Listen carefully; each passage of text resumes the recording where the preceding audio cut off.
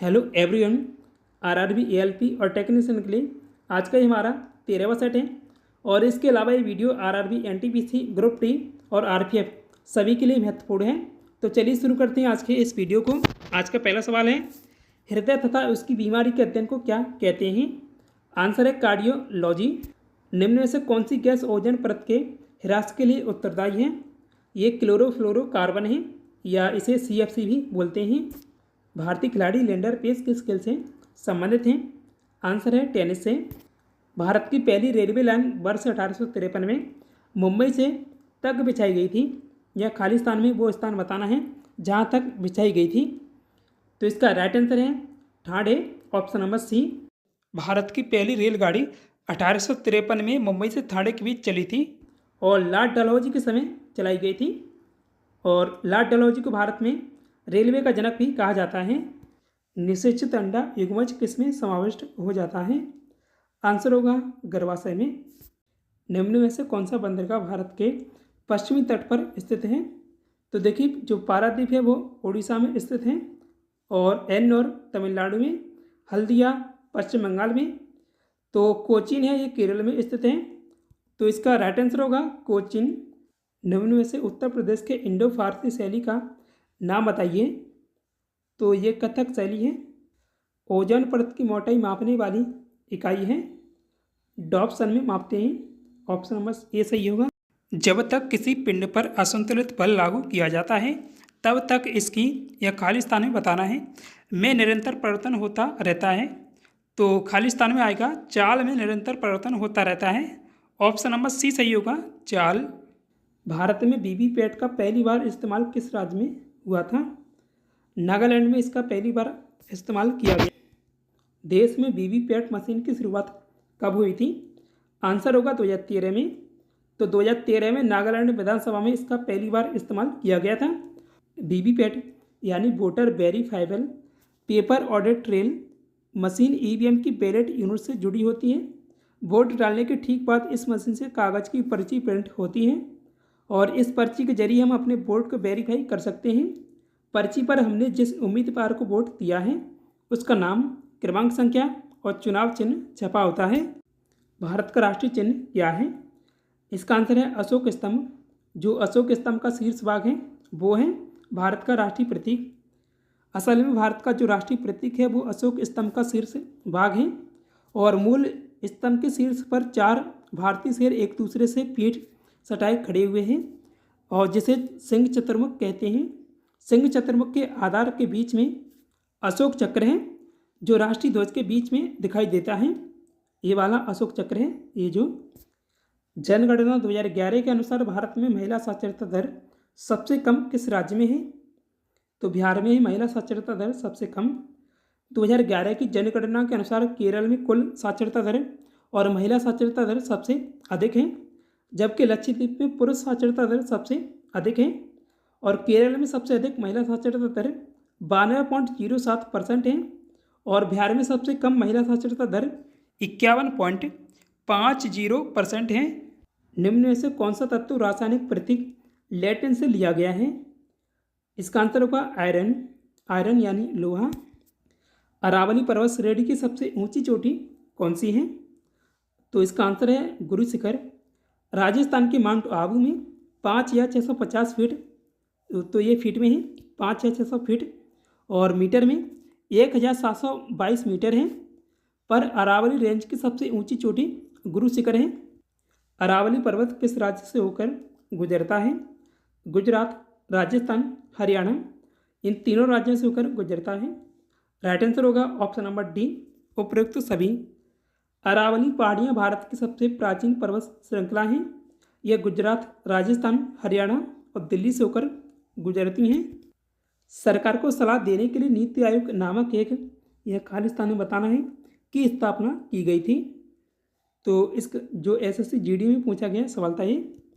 तो इसका right answer है नीति विचारक समूह की। प्रोटीन गैस का मुख्य अवयव है, यह खालिस्तान में बताना है। और किस गैस का अवयव है? नाइट्रोजन गैस का मुख्य अवयव है प्रोटीन। यानी जो प्रोटीन में नाइट्रोजन गैस सभी प्रोटीन में पाई जाती है। Nitrogen gas protein amino acid नामक अणुओं से बने होते हैं और सभी जीवित जीवों में पाए जाते हैं। प्रत्येक अमीनो एसिड में 4 तत्व होते हैं, हाइड्रोजन, ऑक्सीजन, नाइट्रोजन, कार्बन और साथ ही कुछ मामलों में सल्फर। ये जो नाइट्रोजन है ये इसका मुख्य अवयव है प्रोटीन का।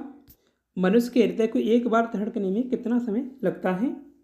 तो आंसर है 0.8 सेकंड। हृदय की गतिविधि को मापने वाले यंत्र को क्या कहते हैं? इसका राइट आंसर है ECG यानी इलेक्ट्रोकार्डियोग्राम। हृदय की ध्वनि को सुनने या हृदय की धड़कन को किस यंत्र से मापते हैं?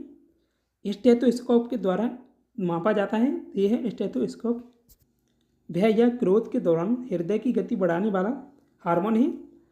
तो इसका आंसर है एड्रेनालाइन हार्मोन। एड्रेनालाइन हार्मोन को एपिनेफ्रिन भी कहा जाता है और यह स्नायु संचारी और हार्मोन दोनों हैं। हृदय की धड़कन को उत्तेजित करने वाला हार्मोन कौन सा है? तो ये थायरोक्सिन है। प्रथम हृदय ध्वनि को क्या कहते हैं? आंसर है लव। दूसरी हृदय ध्वनि को क्या कहते हैं?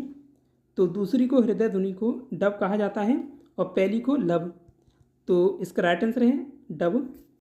बाएं आलिंद और बाएं लिलय के बीच स्थित बॉल्व को क्या कहते हैं? इसका आंसर है ऑप्शन नंबर सी, द्विपर्दी बल्ब वाल्व या बाइकस्पिड बल्ब। हृदय 4 चैम्बर में बटा होता है। ऊपर होता है अलिंद और नीचे होता है निलय, और ये दोनों ही 2 भागों में बटे होते हैं। अलिंद 2 भागों में और निलय भी 2 भागों में। तो यहाँ बायां अलिंद और बायां ही निलय पूछा गया है, इसके बीच में बॉल्व पूछा गया है। तो यह है बाइकस्पिड बॉल्व। दायां अलिंद और दाएं निलय के बीच स्थित बॉल्व को क्या कहते हैं? इसका आंसर है त्रिपर्दी बल्ब या इंग्लिश में त्रिकस्पिड बल्ब। 2 अक्टूबर 1959 को पंचायती राज व्यवस्था का उद्घाटन देश के तत्कालीन प्रधानमंत्री जवाहरलाल नेहरू के द्वारा राजस्थान के किस जिले से किया गया था? आंसर है नागौर से। पंचायती राज व्यवस्था की शुरुआत करने वाला देश का पहला राज्य कौन सा है? तो ये राजस्थान है। किस प्रधानमंत्री के कार्यकाल में संवैधानिक संशोधन के जरिए पंचायती राज व्यवस्था को संविधान का स्थायी हिस्सा बनाया गया था? तो इसका आंसर है PV नरसिम्हा राव के समय में। और जो 1993 में पंचायती राज को स्थायी हिस्सा बनाया गया था संविधान का। 92 जो 73वां संविधान संशोधन था 1992 और ये लागू हुआ था 1993 में। तो इसलिए तब इनका शासन था PV नरसिम्हा राव का, और इससे देश में शक्तियों का विभाजन 3 स्तर पर हो गया था। साल 1957 में किस समिति ने देश में त्रिस्तरीय पंचायती राज व्यवस्था की स्थापना की सिफारिश की थी? तो ये बलवंत राय मेहता समिति थी। किस प्राचीन भारतीय धार्मिक ग्रंथ में सभा और समिति के रूप में पंचायतों के वर्णन का उल्लेख मिलता है? तो ये ऋग्वेद में मिलता है। MS एक्सेल 365 में हम यह खाली स्थान में बताना है का प्रयोग तब कर सकते हैं जब हम फॉर्मूले को बदले बिना उस फॉर्मूले के भीतर किसी सेल रेफरेंस को बदलना चाहते हैं। तो ये इनडायरेक्ट होगा। ईमेल में कौन सा मोड पोस्ट ऑफिस प्रोटोकॉल में शामिल है? डिलीट मोड, कीप मोड, ये दोनों ही शामिल हैं। इसलिए इसका आंसर है ऑप्शन नंबर सी, ए और बी दोनों। भारत की सबसे पुरानी स्वायत्त लोकतांत्रिक संरचना कौन सी है? तो ये पंचायतें हैं। IPL के 17वें संस्करण का रॉयल चैलेंजर्स बेंगलोर यानी RCB को हराकर पहला मैच किसने जीता है? आंसर होगा चेन्नई सुपर किंग्स ने। चेन्नई सुपर किंग्स के कप्तान ऋतुराज गायकवाड़ हैं और रॉयल चैलेंजर्स बेंगलोर के कप्तान फॉक डू प्लेसिस हैं। गोवा में संपन्न हुए 37वें राष्ट्रीय खेल 2023 में शीर्ष स्थान पर कौन सा राज्य रहा है? महाराष्ट्र रहा था इसमें शीर्ष स्थान पर।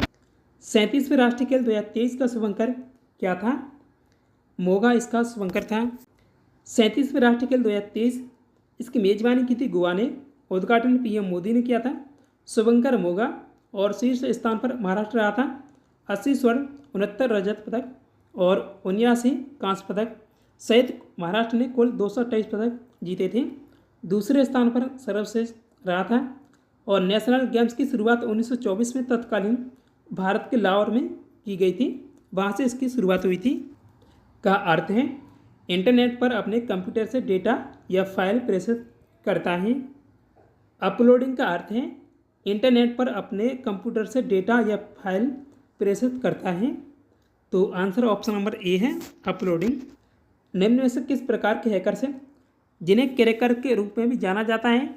सिस्टम में अनाधिकृत पहुंच प्राप्त करने के लिए हैक करते हैं और इसके प्रचलनों को हानि पहुंचाते हैं या संवेदनशील जानकारी चुरा लेते हैं। इसका आंसर है ब्लैक हैट। आज की वीडियो में इतना ही। प्रीवियस क्वेश्चन में पूछा था प्रतिभा पाटिल ने भारत की राष्ट्रपति के रूप में कार्य किया था, तो आंसर होगा 12वीं राष्ट्रपति के रूप में उन्होंने कार्य किया था। और प्रतिभा पाटिल भारत की पहली महिला राष्ट्रपति थी। टेस्ट क्वेश्चन, संविधान सभा ने भारतीय संविधान को कब अपनाया था?